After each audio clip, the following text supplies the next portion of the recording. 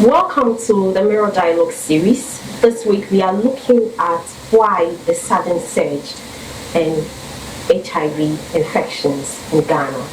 We have here in our studio Dr. Fred Nana Poku, a Director of Technical Services at the Ghana AIDS Commission. My name is Lydia Ezet. You're welcome, Doc. Thank you very much. We have listened to several concerns raised by the Ghana AIDS Commission on new infections, particularly among young people aged 15 and 24.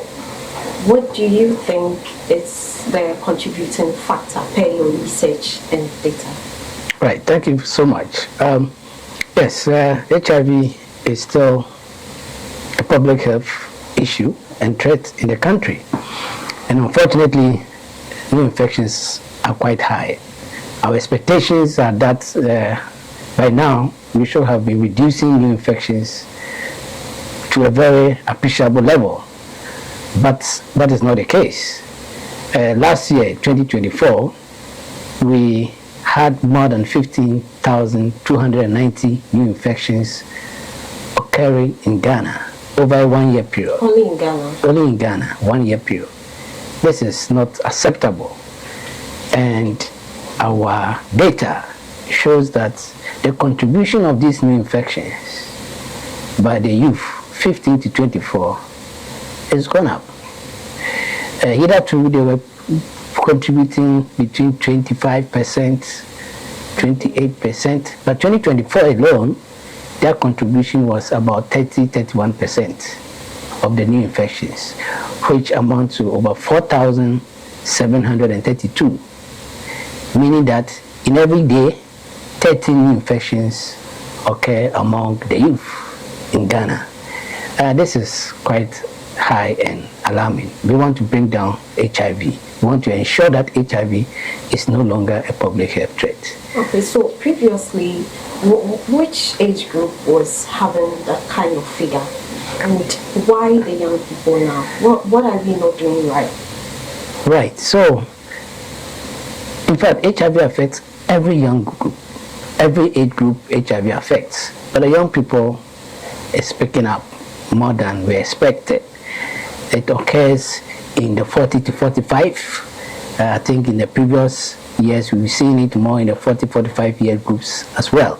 Okay. But as I said, their contribution, though in general it appears that the level is quite stabilizing at a certain level between 15,000-20,000. That's among the 40? No, 15,000-20,000 in Ghana. Okay. In all the age groups over the past 5 years or so, it had been hovering around that. But the contribution by the youth was quite low.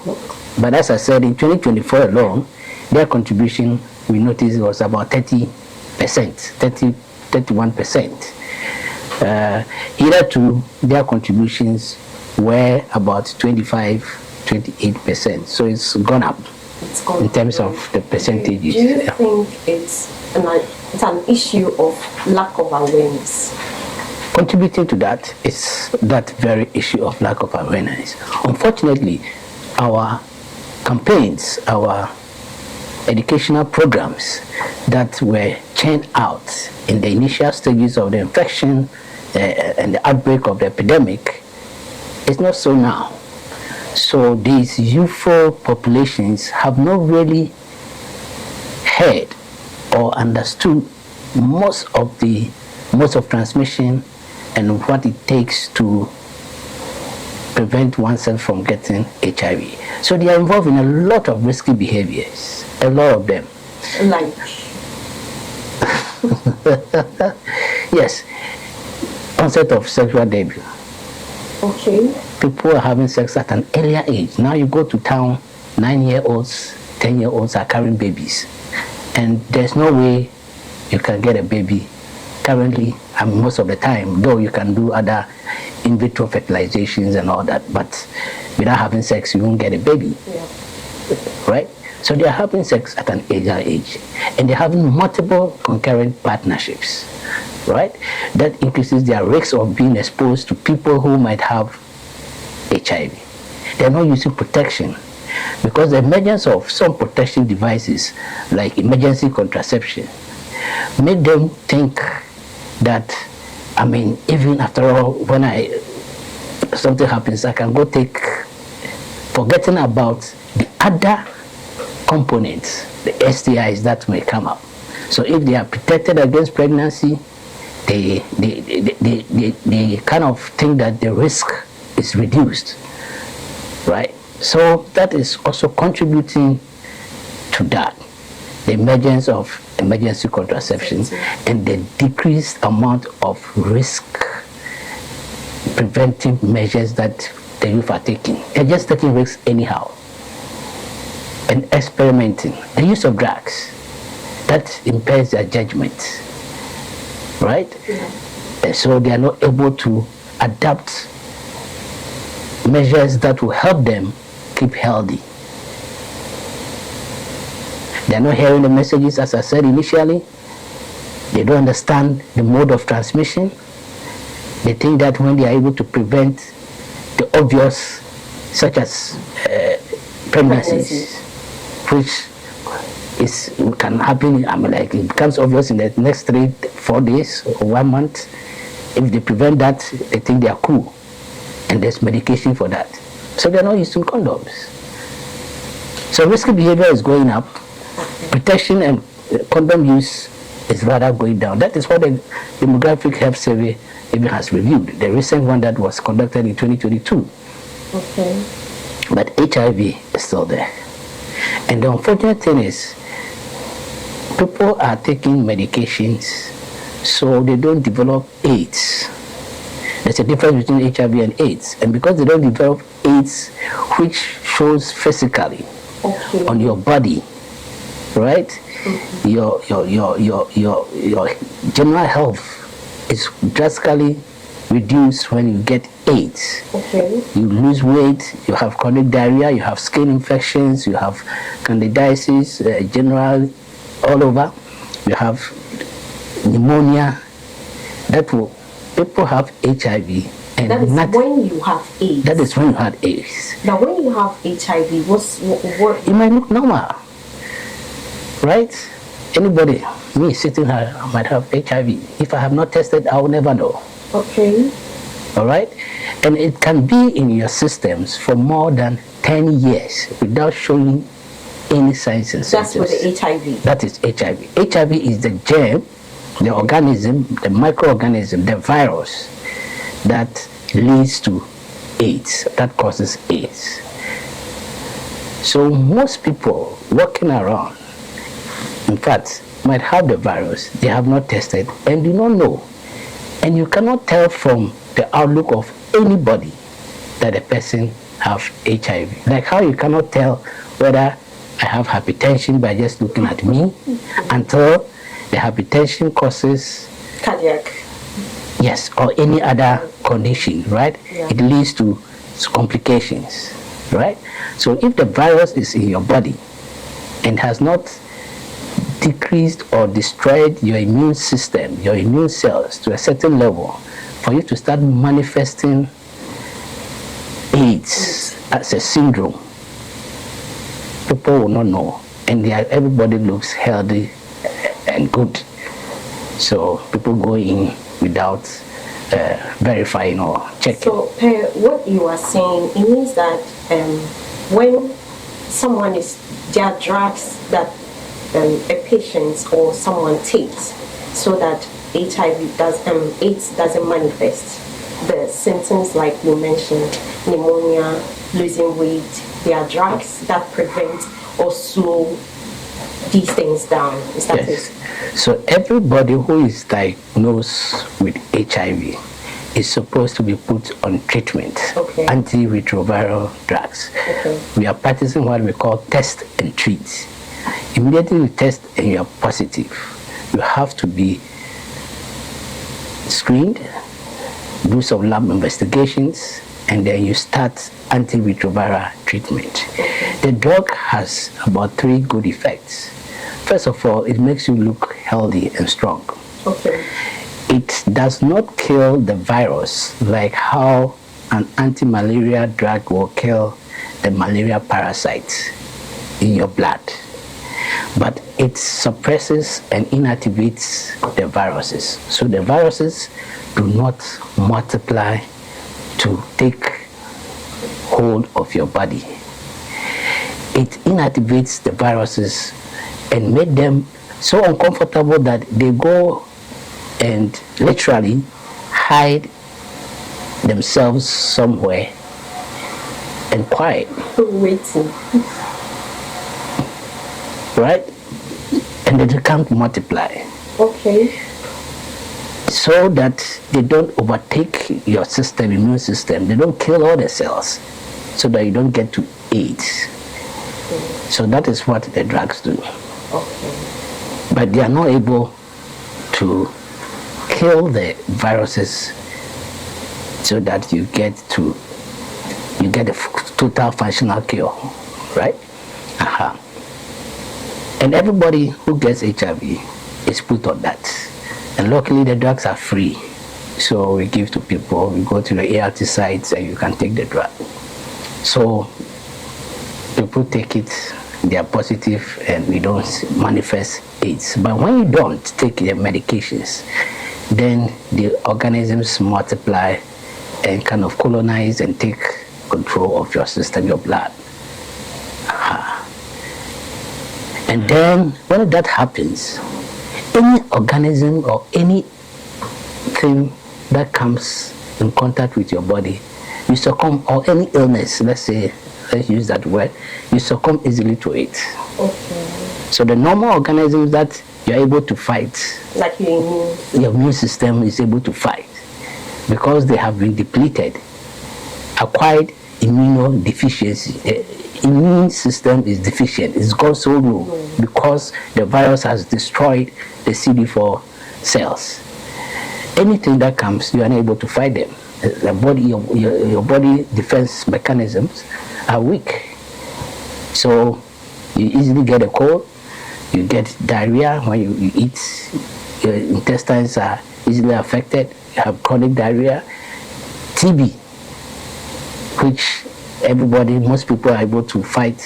You can't fight it, so it's reactivates itself in your lungs. You get TB.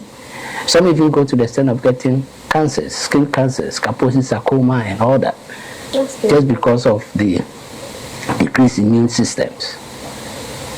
That is when you don't take the drugs.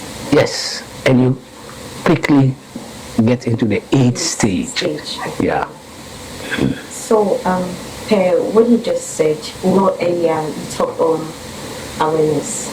Does it mean that the current youthful age group, we need new media concepts for them? You mentioned that previously there were some campaigns that channel these kind of things back. That was long ago. So my question is, what are the plans now to combat these new infections, ways that will make the younger generation understand the symptoms and effects of the deadly disease? Wonderful. So, rightly said, the media is very important. But fortunately or unfortunately, the youth are using different methods of information, getting their information. They are now so much on social media and other electronic media channels. So the mass media might not reach them, if especially want to reach the youth. So we are also adapting and adopting new ways of trying to reach the youth. We studying them.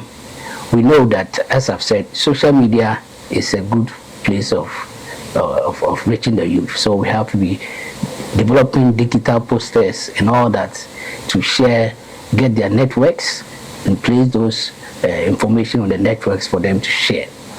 We're also trying to get on board influencers. youth are very much interested, and they follow people they kind of adore and admire and see them as role models. In recent times, we had used Miss Malika 2023, and even now, as I speak, we try to get into another form of arrangement, an MOU that will help us to use her platforms and her channels and her followership to reach the target population. So we're using a comprehensive and combination prevention methods in order to reach the youth with the required information. We're even looking at trying to get even champions within the school settings. In various universities, we're going to have focal persons or HIV champions that will be working in clubs and all that to help send the messages across to the youth. But currently, like yes. presently, right. What are some of the strategies that the Commission is using? Right. So we use, as I said, we use the combination prevention approaches. Okay. We have civil society organization. One of the main functions of the Commission is not really doing the groundwork implementation as it is. Okay. So we work through implementing partners and civil society organizations and all that. So you might not per se see Ghana Youth Commission. Yeah, I was about saying that on the ground as doing the work or having a community endeavor. But if you have, for example, HFFG, that is one of the civil society which works in the youth. You have PPAG. It is possible, and it is highly that some of the work they are doing is through an arrangement from Ghana Youth Commission or other institutions. So we're using a combination approach. We're getting international implementing partners. It's just unfortunate that in recent times, we have not been able to engage a lot of civil society organizations. Why? There's obvious reasons, the funding challenges, and even it's becoming worse. But that is not something we have to fret ourselves on, because we have also looking at what we can do. So we're doing at sustainability, we're doing sustainability plans, sustainability strategy, investment cases, to raise funds to sustain the response that we need to do. Now, we have development partners that also support. However, most of the support that was coming in from the Global Fund and other things was not in the general population, so you might not see it as a thing. It was initially targeting the key populations, the sex workers, the men who have sex with men, people who inject drugs. And currently we have tried to convince them, and they are moving a little more into high-risk ladies or females, or adolescent girls and young women, and things like that, right? Please, can you explain that portion very well for our listeners? Yeah, so what I'm saying is, the funding that was coming in depends on the targets that the proposal targets, or it says we should use the money for. So in current times, because there was not enough funding, partners and others thought through and said that let's look at where the risk is highest, and the little money that is, we use it at that area. So when we do the mapping, we realize we group people into groups that we call key populations. These are populations that the risk of getting HIV and transmitting HIV is most high. We try to segment the entire population into groups, and then the little money, we say that if we use it in this area, we will save more people from getting HIV. And one of these groups, high risk groups that we term key population, is sex workers. right? Sex workers are involved in multiple sexual engagements and partners, right? So we say if we target them and use all the little money we have on them, it will prevent new infection, because a person might have a family, a wife, and still patronize the sex worker. So he's a bridging population. He goes into the sex worker group, comes back home and have sex with the wife or this thing. So it's a bridging population, and he brings the infections into the community and to everybody. So when we try to prevent HIV within that cohort, then we are also preventing the transfer into other areas, other people or other areas. So if it's only 2 Ghana cedis, and we know that sex workers forms just about 5 or 10%, but the concentration is there, and we put the money there, it's possible we will help the source of the infection, bring it down there so that we don't have it crossing into the general population. And that is the rationale behind key population programs, where the development partners say that if you don't have money to engage your own country, if you are giving you money to work, we want you to concentrate on A, B, and C. So they will determine. Unfortunately, that's what happens. I want to give you money to help you in your health system, but I want you to use it for this. For A, not B. Not B. But instantly you think but that if we have our money and we have the resources as it is, we use it for everywhere.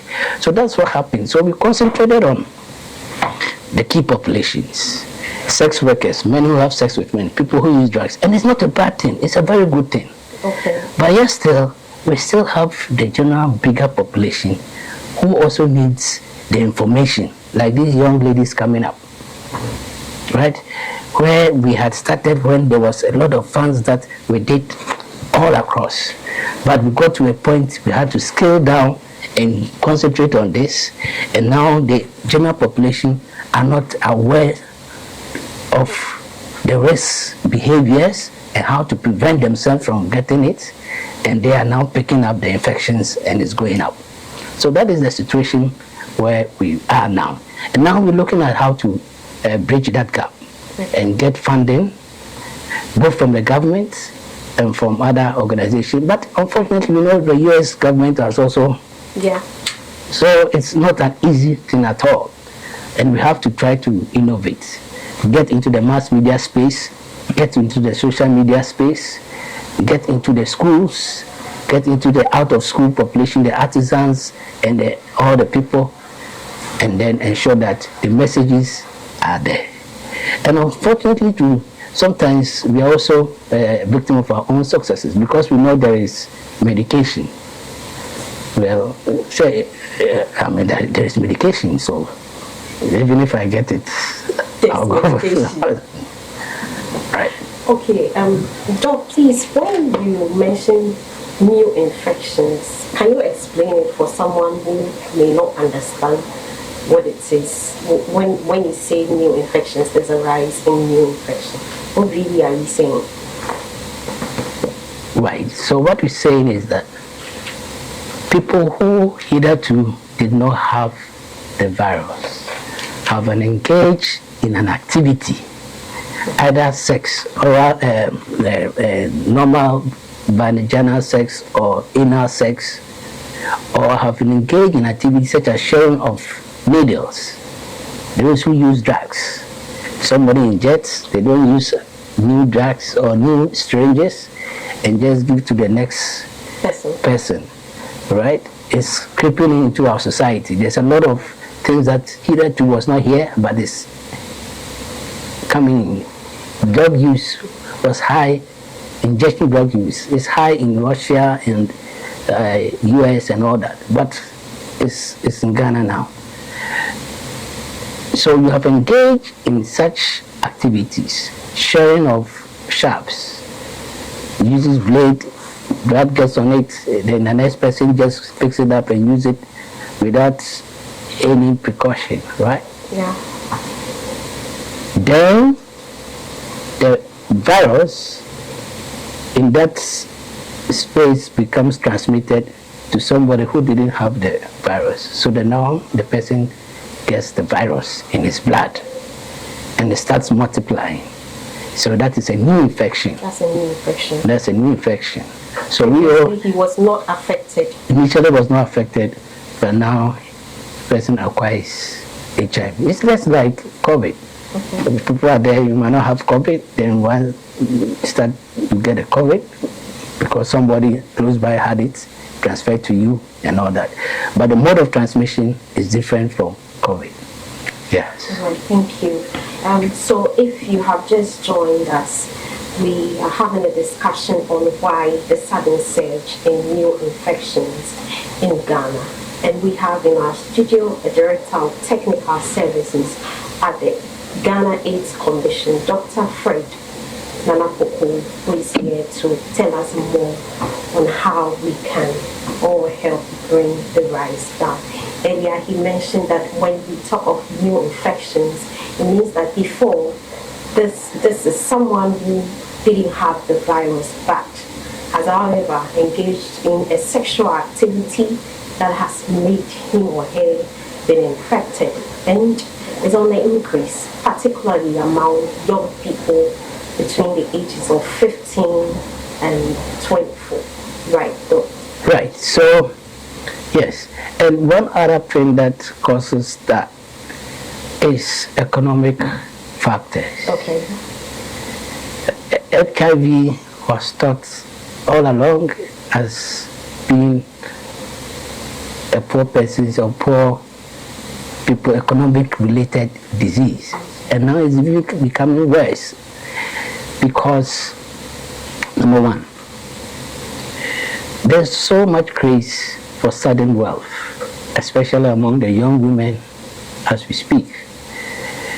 People want to use sophisticated things that they have not worked for or they have not acquired, and one of the easiest way is to sell yourself and get money to get it, and that is increasing HIV, and that is why it's also even increasing among the youth. They want to use the latest equipment, iPhones and all that. Where do you get it for? You can't even pay your fees yourself. So people engage in all that, and that is leading to that. I'm telling you a story.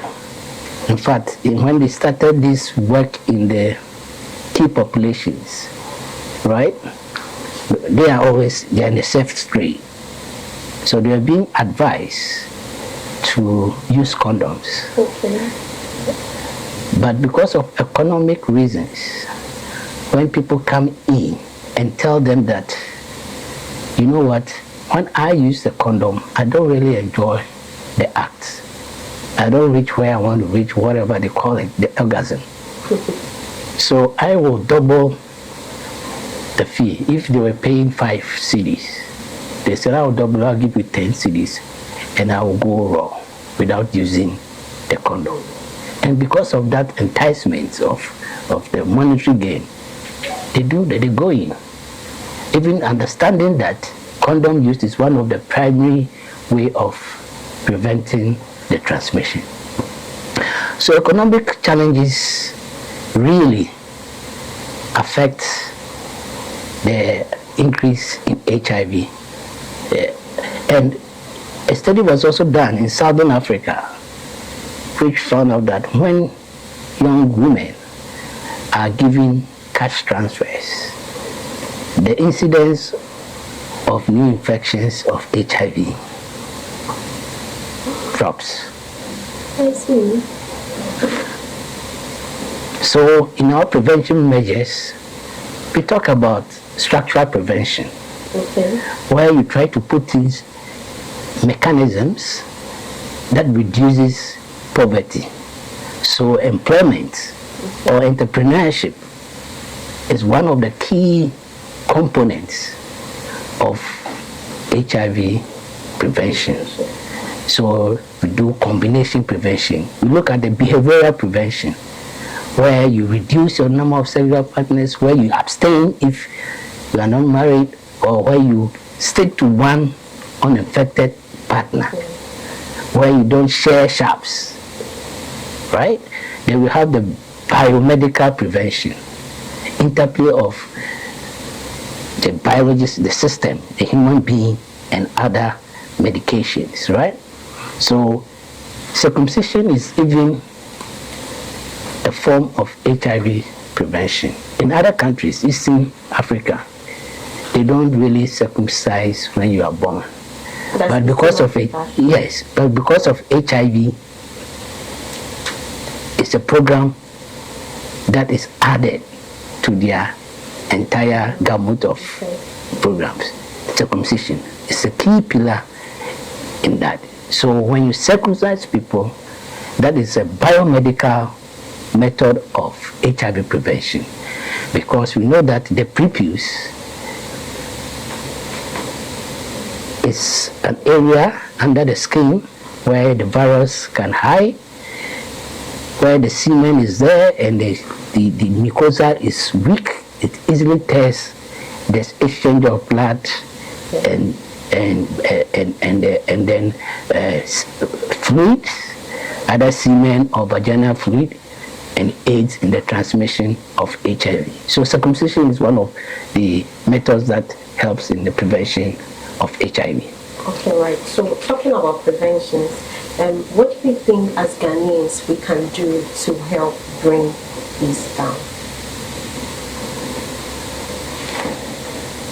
What we can do as Ghanaians, in fact, everybody, including the elderly and the young, it's a simple thing. If we understand the mode of transmission, or what happens and how the disease is transmitted, we have to then modify our behaviors, right?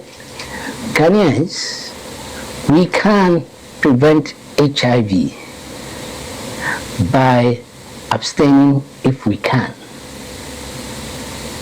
Ghanaians, we can prevent HIV. If we can't abstain, let's take on the preventive measures, the barrier measures of prevention, condom use, regular and consistent condom use. It's not that today you use a condom with coffee, the next day is Adra, you decide not to use the condom. You don't know who has it. You have not tested. You are not even aware. The mere fact that he is looking more stronger. I was telling somebody, a very strong, muscular, healthy-looking young man, healthier and stronger than I am, does not make him somebody who might not have or does not have the HIV virus. So that one comes in and I won't use a condom. But a very person who is a little slim, you think he might. So it's a consistent, correct use of the condom. It's one of the key ways we can prevent ourselves from getting HIV. Now we also have the new introduction of medications for prevention, what we call PrEP, pre-exposure prophylaxis. Before you are exposed to the virus, you take it. You don't know the status of the person. You don't know who you are going to meet, but you take it in so that when you meet somebody and perhaps the person has it, you are prevented. These are new innovations that are coming.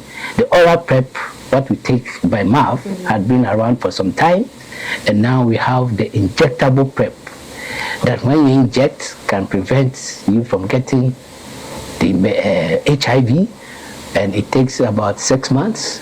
Then you have to have a second or the subsequent injections.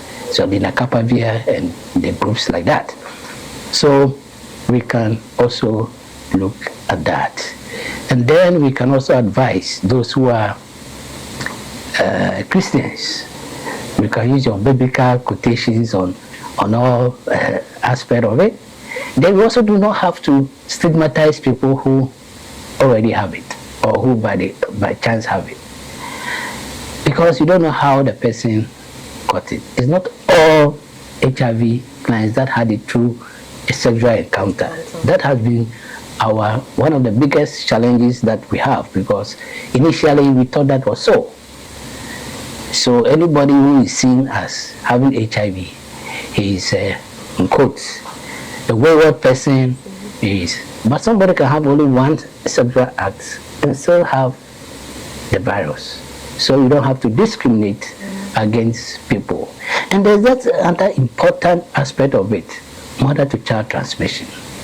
A baby who is born with HIV, that baby has never seen any sexual act, engaged in any sexual act, has never used an injection or shared an injection with anybody, but he had the HIV from the mom. So how do you discriminate and how do you judge such a person?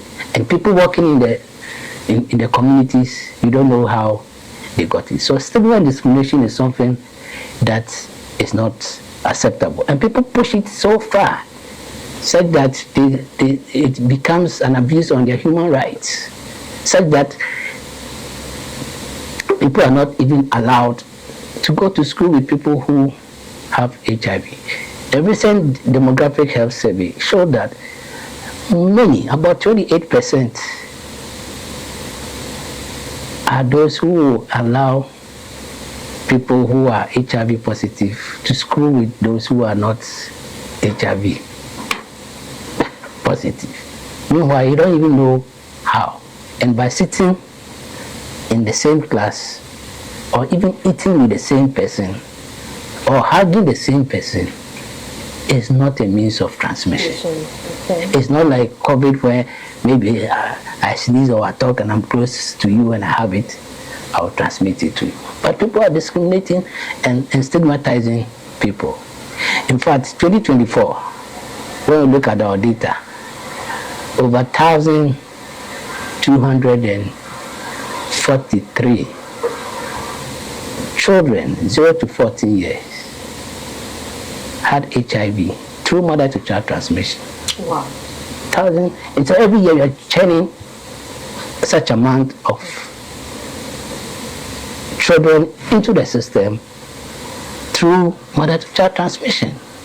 How do you discriminate? How do you judge? How do you, though it is wrong in the first place, but such a baby or a child who might not know until maybe she grows up and gets to about 16, 18. She's going to the university or you do this, and then they say go and do some lab tests. And then he does it, and then they identify the virus in it. And then we start discriminating and judging such a person. So stigma and discrimination, as Ghanaians, we do not have to stigmatize, but rather when we realize that somebody has it, we just have to comfort and try to advise that there is medication. Please, it's unfortunate. I don't know how, but it's unfortunate. But we can help out. We can do something so that you don't get to AIDS and die of AIDS. Last year, 2024, more than 12,000 people died of AIDS-related deaths.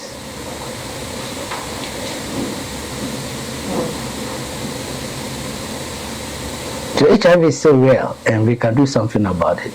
So Ghanaians, we don't have to stigmatize. We have to prevent ourselves from getting it, especially the youth. And everybody, let's share the message.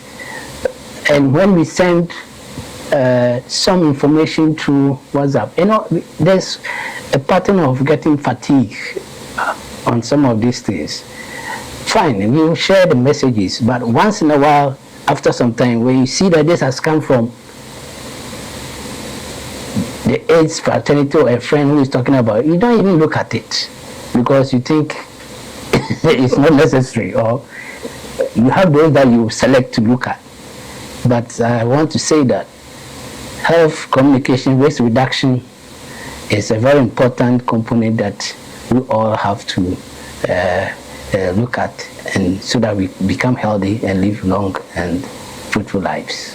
Okay, Doc, you mentioned ways to acquire the virus, but there was this article that I read that talked on getting the virus through deep kissing. Is there any truth in this? It is neither here nor there. Deep kissing is not a normal routine source of getting the virus, because the virus has not been found in huge quantities. In fact, almost nil in saliva. Okay. There are fluids that really harbor the virus. Semen, right? Pre-ejaculation fluid, vaginal fluid, rectal fluid, the rectum, blood, right? Body fluids like sweat, no. Saliva, no. We don't have it. So, for somebody to have had HIV through deep kissing, some conditions has to be favorable. Okay. One or two of the people involved have oral sores or cuts, abrasions, bleeding gums, and things like that. Then it makes it easier for the virus to be transmitted across. But normal deep kissing has not been demonstrated as a source of HIV transmission that we should be careful about. Okay, and Doc, one last one. Previously, it was often mentioned that the mining communities, the virus was very high in the mining communities. That was many years ago when I was growing up. Is this still the case for people who live in mining communities like Obuasi, Tarkwa? Yes, Tarkwa is Obuasi, Birim South, and then the Fanteakwa. Yes, the HIV prevalence is high, above the average, the national average that we have, about 1.49. That is the national average. And the main reason, one of the main reasons, as I have illustrated, is about poverty. Okay. And then when there is a lot of money, cash to spare, people engage in other social vices. And where there is a lot of activity, I'll give you an example. In Accra, AMA, Accra Metropolitan Assembly, is one of the highest epicenters of the virus. Why? Accra, yes. The prevalence there is about 4.34 or something. Meanwhile, the national prevalence is 1.49. Why? Because there's a lot of activities. And where there's an interaction of human beings, all the vices are there. And especially when there's extra cash. I have the cash you don't have, right? I need the cash. I've finished my work. I'm tired. I want to relax. Charlie, come in, let's have fun. You need the cash. You need the cash. So that is why it appears that the mining companies, areas have the higher this thing, some high prevalences because of the exchange of cash, economic activities, social vices that goes in there. AMA, we have it. When you go to Kumasi Metro, Asukwa, and things like that, Swame, and you have the highest, those commercial areas. You will see the sex workers there. You see the youth who are unemployed. You see the rich who are working and also have money. You see the middle class. So where there's that, HIV thrives there. So it's not surprising. And we're going to keep an eye on these mining areas as we move on and see how it is doing. Ideally, when you start a project, you have to do an impact assessment of the project and see what are the positives the project brings in that area and the negatives it brings, and then you decide and design interventions on it.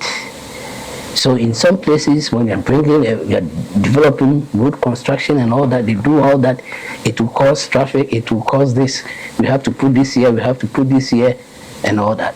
But unfortunately, in our mining sites that we have, and sometimes they put aside some of the funds to solve the untoward effects, the aftermaths, or the negative things that will arise. But we don't do that. So ideally, if there was funds, we should have, or if everything was in order, we should have money being taken from this mining site and to do well-structured HIV intervention, specifically for the locality where mining or whatever is being done. Make sure that there is condoms, there's educational, there's the community sensitization vans and all that. Hire them, develop local jingles and all that, so that they go around the communities, educating the people, ensure that condoms and lubricants are always available, other free and all that. So these are some of the challenges that we have in the country, which I hope you'll be able to solve as we go along. Okay, so per your research, data and structure, which region tops your charts in terms of rise in the infection?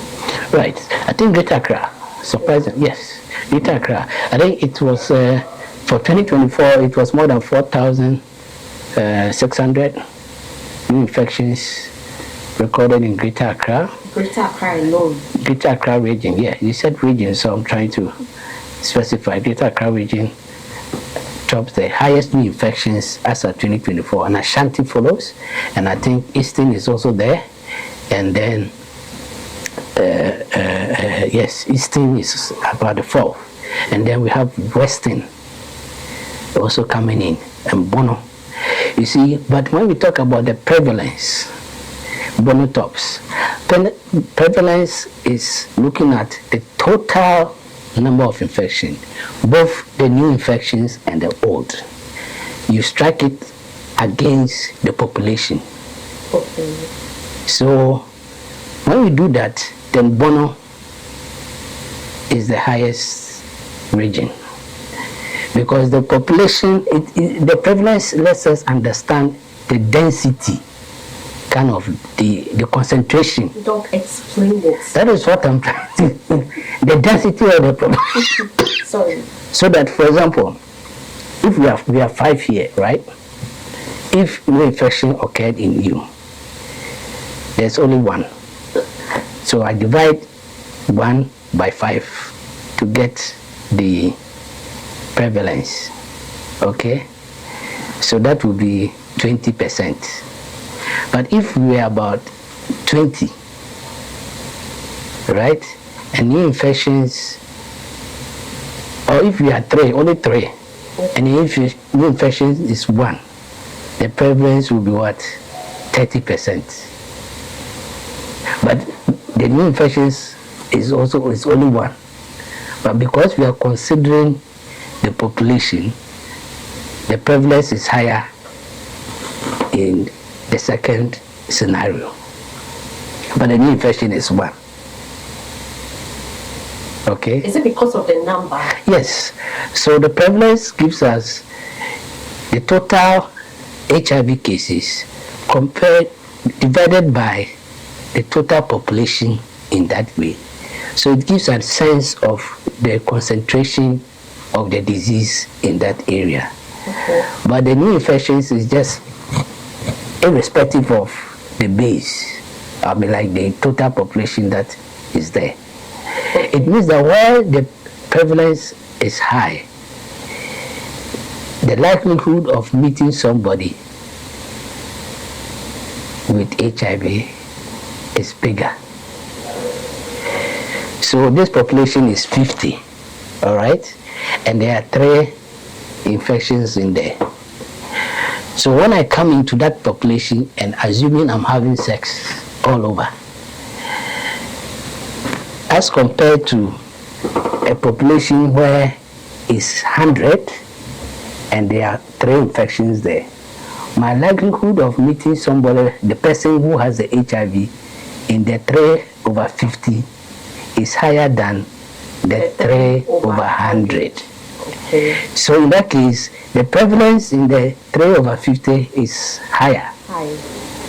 And the prevalence over the 3/100 is lower. That's about 30%. This is about 3/50 is about how many times 100 is about 6%. and this is about 3%. I get it, but why is it so? No, that is the mathematical aspect of it. Right. So though the new infections are the same, the prevalence is higher here than here. So back to your question, the new infections in Greater Accra was high, right? About as I said, it was about 4,600. But the new infection in Bono was even a bit lower, right? But the population in Bono, as compared to population in Accra, there are differences. So when we do the division, it puts Bono as a higher prevalence than Accra. I get it. I hope I'm clear. But entirely, the region with the highest numbers of people living with HIV is Greater Accra. Over 77,000 people are living with HIV. Greater Accra alone. Yes. And then I think the next is Ashanti. About 63,000, over 63,000 people are also living in HIV in the Ashanti region.